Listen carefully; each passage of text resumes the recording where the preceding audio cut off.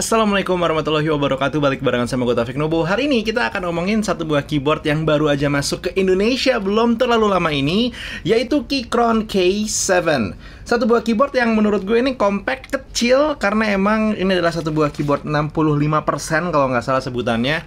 And I'm really excited buat cerita tentang barang yang satu ini. Pertama-tama gue harus bilang terima kasih dulu sama PT NMtindo yang sudah memprovide gue tidak dengan satu tapi dua buah Keychron K7. Kenapa? Nanti bakal gue jelasin. Yang pasti kalau lo pengen membeli produk-produk Keychron, pastikan belinya di PT NMtindo. Kenapa? Karena sudah yang pertama masuk dengan resmi DJ Postel, dan yang kedua memiliki garansi up to 1 tahun. Dan gak ketinggalan, selama masa promo setiap pembelian Keychron K7 akan mendapatkan bonus traveling pouch. Jadi silakan cek link pembelian yang ada di bawah. Dan sekali lagi terima kasih PT NMtindo for supporting this channel. Keychron K7, pas gue unbox pada dasarnya seperti ini experience-nya. Walaupun yang gue punya ini adalah dua buah Keychron K7 dengan switch yang berbeda dan juga backlight yang berbeda, tapi experience-nya sebenarnya sama-sama aja gitu ya. Pas pertama lo buka, lo akan ketemu dengan satu buah kartu kecil. Ini berkaitan dengan masalah switch-nya. Terus yang kedua ada juga kartu yang lebih besar. Ini adalah manual cepat lah untuk kita pertama kali menggunakan Keychron K7 kita. Datang juga dalamnya dengan USB Type-C yang sudah braided untuk kabelnya. Dan gak ketinggalan ada juga extra keycaps karena ini layoutnya by default sudah Mac. Tapi ini adalah keycaps untuk lo pengguna Windows. Dalamnya lagi juga ada keycaps puller dan juga ada switch puller. Now basically begitu lo keluarin si Keychron K7-nya, dia berbentuk seperti ini. Small, compact, lightweight, dan menurut gue adalah satu buah bentuk yang sangat menarik. Karena gini, Keychron pertama kali yang gue pegang adalah Keychron K6, dan si K7 ini adalah versi lebih compactnya lagi dari Keychron K6. Oke, seperti yang tadi gue bilang, ada dua buah Keychron K7 yang gue pegang. Yang pertama itu adalah versi backlightnya RGB, dengan switchnya itu adalah low profile Gateron mechanical yang berwarna brown atau berwarna coklat. Jadi rasanya tactile, dan bunyinya kalau dipakai ngetik itu seperti ini.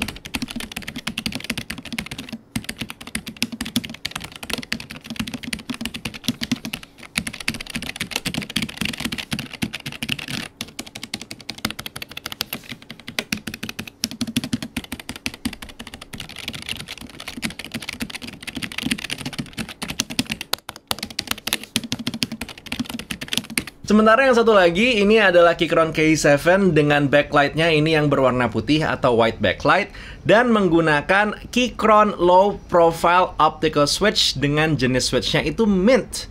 Untuk bunyinya sendiri seperti ini.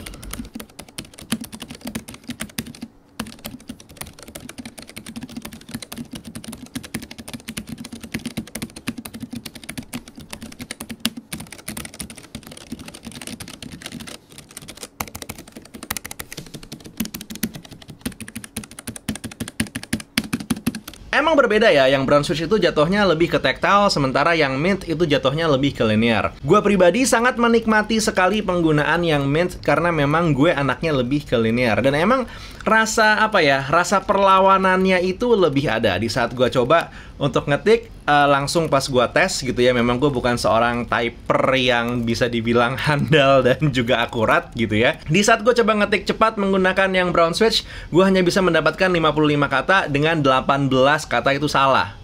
Banyak banget salahnya ya. Sementara di saat gue menggunakan yang mint switch, gue bisa mendapatkan 58 kata dengan tingkat keakuratan itu lebih meningkat sedikit lah, karena hanya 11 kata aja yang salah. So, overall bisa gue bilang I'm more linear kind of guy. Tapi tentu untuk masalah switch lo lebih suka yang mana ya tergantung lah, karena setiap orang punya preferensi masing-masing. Nah, untuk detail dari Keychron K7-nya ini sendiri gitu ya, dia punya bentuk seperti ini. Untuk bagian frame atasnya ini semuanya sudah aluminium. Sementara bagian belakangnya dia ini sudah full plastik. Yang menyenangkan juga dari si Keychron K7 ini, dia sudah punya stand, dan di sini dia punya dua tingkat.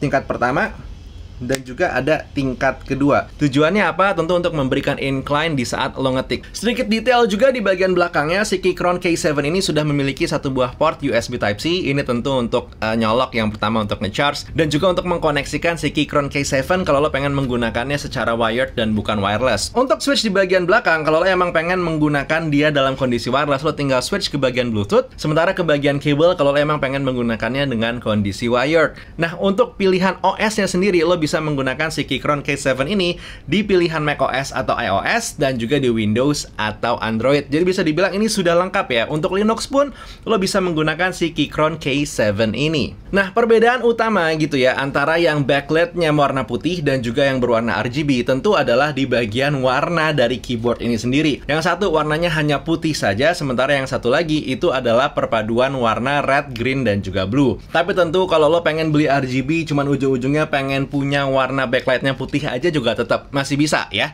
Jadi si model RGB ini memiliki warna putih, tapi si yang backlight warna putih tentu tidak memiliki model RGB. Untuk masalah kecerahan cahaya, nah ini sesuatu yang juga mungkin lo pengen tahu gitu ya. Gue menemukan kenyataan bahwa yang warna putih ini cahayanya lebih terang dibandingkan dengan yang RGB. Tentu ini balik lagi tergantung dengan kondisi lingkungan tempat kerja lo. Kalau lingkungan tempat kerja lo itu ya bisa dibilang estetik desk setup masa sekarang yang agak redup gitu ya, si RGB-nya masih ngangkat banget. Tapi kalau lo maceman gue kerja di mana lo bisa gitu ya. Tentu yang warna backlight putih ini lebih compelling karena lebih terang. Oke, sekarang kita akan ngeliat fungsi-fungsi dasar dari si Keychron K7 ini, karena beberapa orang banyak yang nggak aware gitu ya kalau si Keychron K7 ini bisa connect ke 3 device, tidak secara berbarengan tapi connect berganti-gantian gitu ya. Jadi caranya pas pertama kali lo buka dan lo pengen aktifkan gitu ya, lo tinggal pencet tombol FN dan juga tombol Q selama 4 detik, dia akan kedip-kedip tuh. Nanti kalau yang RGB warna biru, kalau yang warna backlightnya putih itu hanya warna putih aja. Berarti dia sudah siap untuk dikoneksikan dengan device lo, as in yang gue pakai sekarang adalah MacBook Pro gitu ya. Dan dia bisa store 3 device dengan cara menekan FNQ, FNW, dan juga FNI. Jadi itu ya, pilihannya 3 device bergantian yang bisa digunakan atau tersimpan memorinya di Keychron K7 ini. Buat yang bertanya-tanya, Vic, ini kan layoutnya tidak full ya, berarti tidak ada tombol F1, F2, dan juga tombol media seperti play atau pause. Cara mengaktifkannya gimana?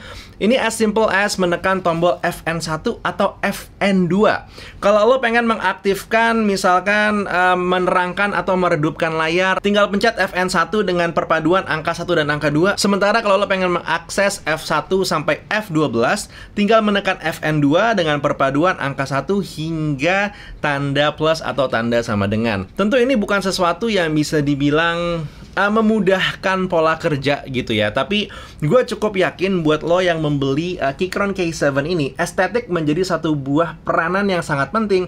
Dan kalau orang sudah mementingkan yang namanya estetik, yang namanya fungsi, itu bisa dikesampingkan. Again, ini adalah masalah adaptasi dan juga masalah pembiasaan diri. Jadi gue tidak bisa memaksakan untuk lo terbiasa dengan K7 ini, tapi kalau lo pengen mencoba, it actually a really good device to play with. Fungsi terakhir yang pengen gue bahas di sini adalah caps lock. Jadi caps locknya si Keychron K7 ini punya dedicated backlight. Begitu dia aktif, lo akan melihat dia ada warna merah. Somehow ini adalah hal simple yang sering ditanyain sama banyak orang yang pengen beli keyboardnya dari Keychron.